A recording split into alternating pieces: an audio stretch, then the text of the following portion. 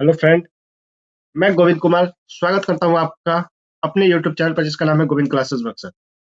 दोस्तों, आप भली बात ही जानते हैं कि एग्जामिनेशन के लिए करंट अफेयर बहुत ही इम्पोर्टेंट होता है। तो आज हम जो करंट अफेयर देखने वाले हैं वो है जनवरी का करंट अफेयर हम देखने वाले हैं। और जनवरी से जो भी क्वेश्चन अभी तक इम्पोर्टेंट है, यानी कि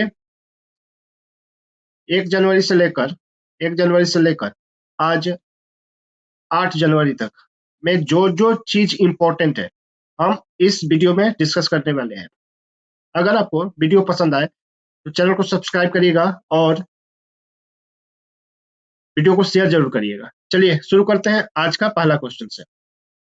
देखिए, सबसे पहले इस करंट अफेयर की सीरीज में हम आपको करंट अफेयर एक्सप्लेन करेंगे और साथ ही साथ क्या करेंगे, उससे रिलेटेड एमसीक्यू भी आपसे डिस्कस करेंगे। ठीक है, और ये सब किसके लिए? एसएससी, बैंकिंग, रेलवे के लिए बहुत ही इंपॉर्टेंट होने वाले हैं। ठीक है, आगे बढ़ते हैं।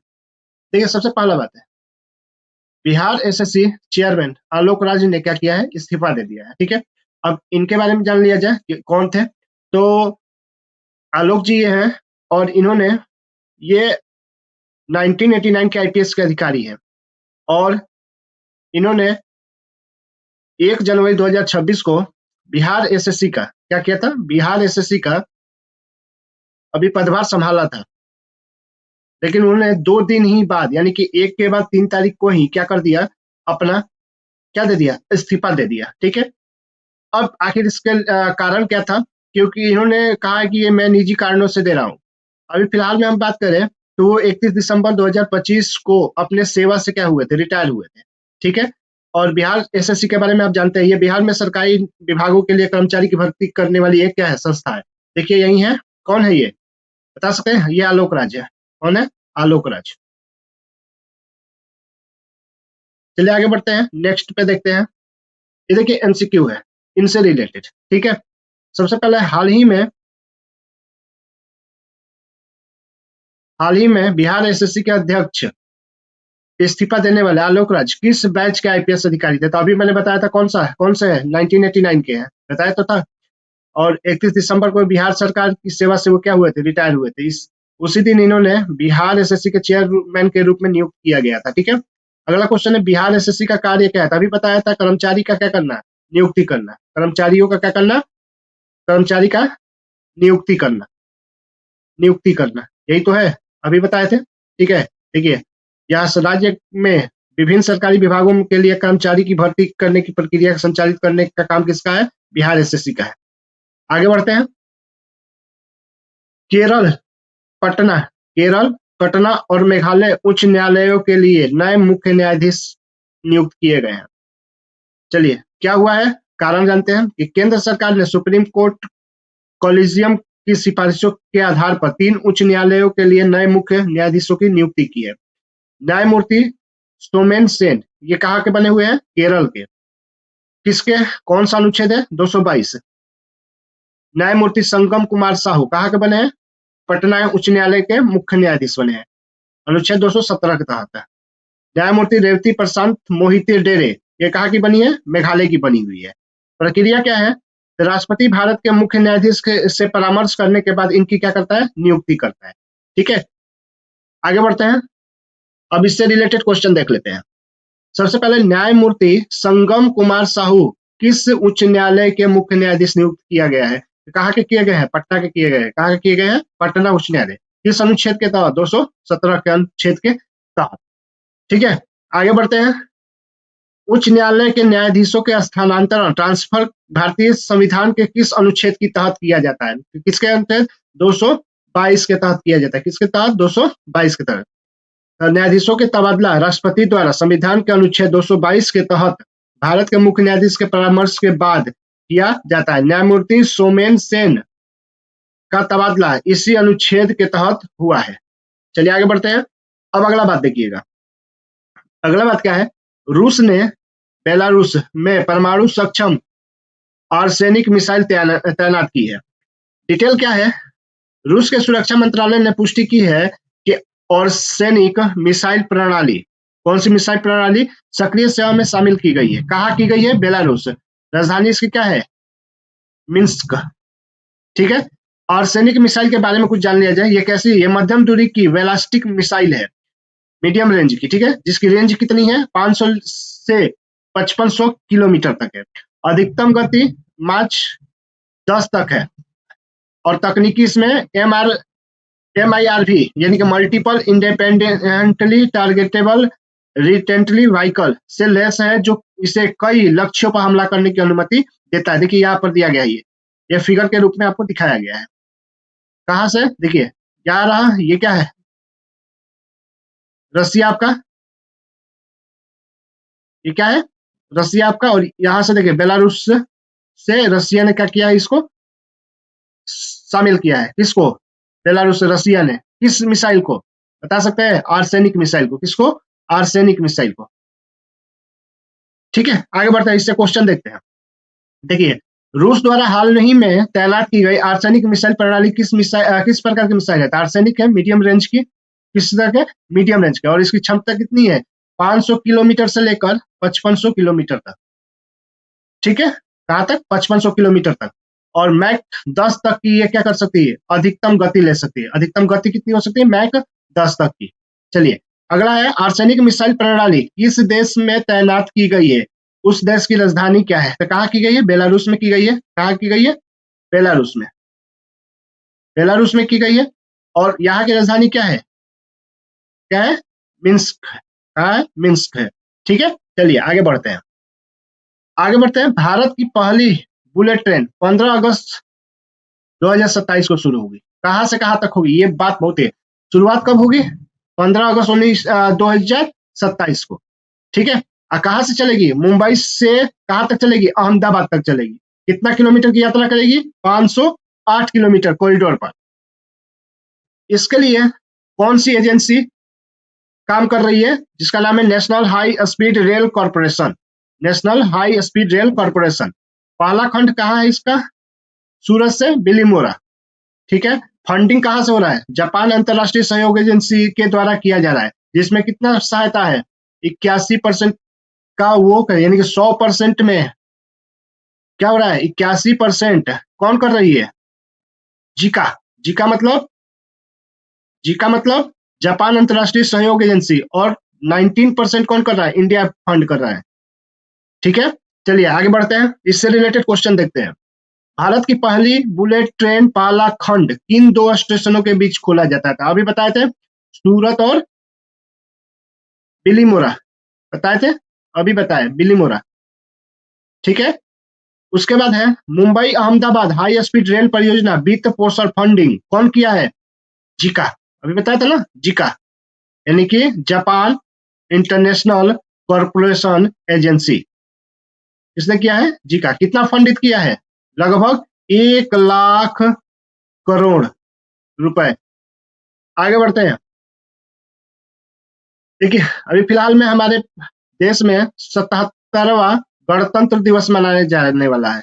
गणतंत्र दिवस मनाया जाने वाला है, और इसके मुख्य अतिथि कौन कौन बने हैं, उर्सुला वान डेर लेयन, एक यूरोपीय आयोग की अध्यक्ष है, और जर्मन की क्या है, राजनेता है। और एंटोनियो कोस्टा यूरोपीय परिषद के अध्यक्ष है, और पुर्तगाल के क्या है, राजनेता है। ठीक है, इनको क्या बनाया गया, 26 जनवरी 2026 के लिए क्या बनाया गया है, अतिथि बनाया गया है। ये अतिथि के रूप में भारत आएंगे। ठीक है, उर्सुला वन डेर लेयन यूरोपीय आयोग के अध्यक्ष और जर्मन राजनेता है। और एंटोनियो कोस्टा यूरोपीय परिषद के अध्यक्ष, पुर्तगाली राजनेता है। महत्व क्या है, यह पहली बार है जब यूरोपीय संघ के 2 शीर्ष नेता मुख्य अतिथि होंगे, जो मजबूत भारत यूरोपीय संबंधों को क्या करेंगे, उजागर करता है। चलिए आगे बढ़ते हैं, एमसीक्यू देख लेते हैं। भारत के 77वें गणतंत्र दिवस 2026 के मुख्य अतिथि कौन होंगे, तो 2 आदमी हैं, कौन से, presidents of European Commission and European council.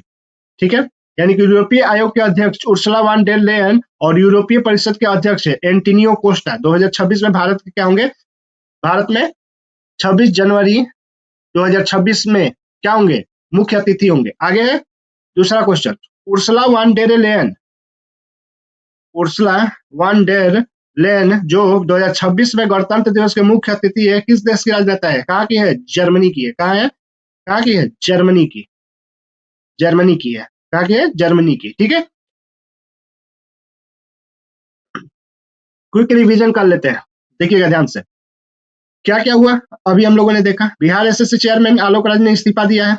IAF appointment, air marshal Tejinder Singh दक्षिणी पश्चिमी वायु कमान के नए प्रमुख बने हुए हैं। गोवा की बात कर लेते हैं। गोवा का नया तीसरा जिला कुसावती है। नया जिला बन रहा है, कौन है?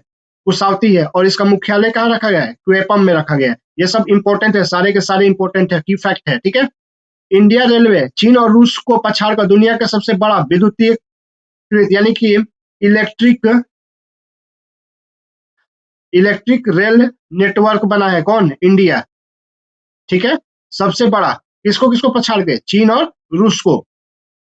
राइस प्रोड्यूसर यानी कि चावल उत्पादन की बात कर ले तो भारत चीन को पछाड़ के क्या कर दिया है? चावल उद्योग में सबसे बड़ा उत्पादक बना है, सबसे बड़ा उत्पादक बना हुआ है। रिपब्लिक डे पर मुख्य अतिथि यूरोपीय आयोग और यूरोपीय परिषद के अध्यक्ष होंगे। ओबिटरी में देखा जाए, इंग्लैंड के पूर्व क्रिकेटर ह्यूग मॉरिस का 62 वर्ष की आयु में क्या हो गया है? निधन हो गया है। बुलेट ट्रेन 15 अगस्त 2027 को मुंबई और अहमदाबाद के बीच सबसे पहले चलेगी। ठीक है, आगे बढ़ते हैं। अब कुछ एमसीक्यू देख लेते हैं जो कि बहुत ही इंपॉर्टेंट होने वाला है। सबसे, रूस ने आर्सेनिक मिसाइल सिस्टम में किस उन्नत तकनीक का प्रयोग किया है ताकि कई लक्ष्यों पर हमला करने में सक्षम रहे? तो MIRV अभी बताया था, मल्टीपल इंडेपेंडेंस टारगेटेबल रिटेंट्री व्हीकल। इसमें बहुत स्वतंत्र रूप से लक्षित करने का और प्रवेश वाहन लगा हुआ है जो इसे एक ही समय में अलग अलग लक्ष्यों पर हमला करने का अनुमति देता है। Mumbai Ahmedabad bullet train corridor को पूरा होने में कुल कितने स्टेशन होंगे? मतलब मुंबई से अहमदाबाद जाने के लिए जो बुलेट ट्रेन चलाई जा रही है उसमें कितने स्टेशन होंगे? तो वो होंगे 12। कौन कौन से होंगे? मुंबई होगा, थाने होगा, विरार होगा, बोईसर होगा, वापी होगा, बिलीमोरा होगा, सूरत होगा, भरूच होगा, बड़ोदरा होगा, आनंद होगा, अहमदाबाद होगा और साबरमती शामिल है। ठीक है, आगे चलते हैं।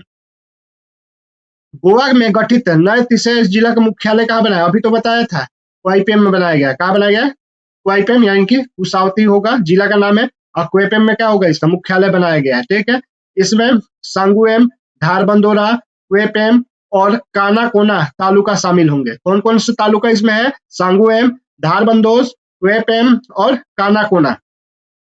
दुनिया का सबसे बड़ा विद्युतीय रेल नेटवर्क भारतीय किन देशों को पीछा किया? भारतीय रेल नेटवर्क ने किसको पीछा छोड़ा है? तो चाइना को और रूस को। इसको चाइना और रसिया को पीछे छोड़ा है।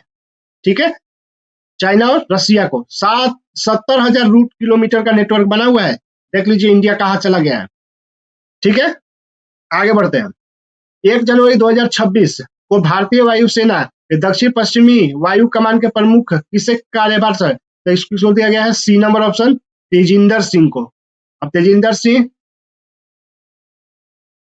कौन से पोस्ट पर आए हुए हैं? तो Tejinder Singh AOC in chief master पर आए हुए हैं, कमांडिंग इन चीफ। हाल ही में किस पूर्व इंग्लैंड क्रिकेटर 62 वर्ष की आयु में क्या हो गया? निधन हो गया। तो वो कौन थे? Huge Morris. ये कहा गए थे? इंग्लैंड के सलामी बल्लेबाजों में से एक माना जाता है इनको। ठीक है, आगे चलते हैं। न्यायमूर्ति रेवती प्रसाद मोहिते डेरे डेरे बताइए कहाँ की बनी हुई है? कहाँ की बनी हुई है बताइए तो ये बनी हुई है मेघालय की। कहाँ की बनी हुई है? मेघालय की बनी हुई है। अब बताइए, आलोक राज ने कितने दिन बाद क्या कर दिया था? इस्तीफा दे दिया था, बताइए तो। बताया था तो अभी 2 दिन पहले। क्या 2 दिन बाद उन्होंने क्या कर दिया था? अपना इस्तीफा दे दिया था निजी कारणों के कारण। ठीक है, अगला है, हाल ही में खबरों के अनुसार कौन सा देश चीन को पछाड़कर दुनिया का सबसे बड़ा चावल उत्पादक बना है? कौन बना है? अपना भारत, इंडिया। ठीक है, कितना उत्पादन किया है? 150.18 मिलियन टन तक पहुंच गया है। 77वें मुख्य अतिथि एंटोनियो कोस्टा कहाँ के हैं? तो पुर्तगाल के हैं। कहाँ के हैं? पुर्तगीज है, यूरोपीय परिषद के अध्यक्ष है। ठीक है, और ये देखिए इनका पेशा भी पूछ सकता है कि आपके लिए पेशा क्या है इनका। अब बता सकते हैं इनका पेशा क्या है? बताइए पेशा क्या है? वकील और राजनीतिज्ञ है, पॉलिटिशियन है। तो अगर आपको वीडियो पसंद आई होगी, वीडियो पसंद आई हो तो लाइक जरूर करिएगा, शेयर जरूर करिएगा, और चैनल पर नए हैं तो सब्सक्राइब जरूर करिएगा। और गोविंद क्लासेस इसी तरह आपके लिए न्यू कंटेंट लाता रहेगा। तब तक के लिए जय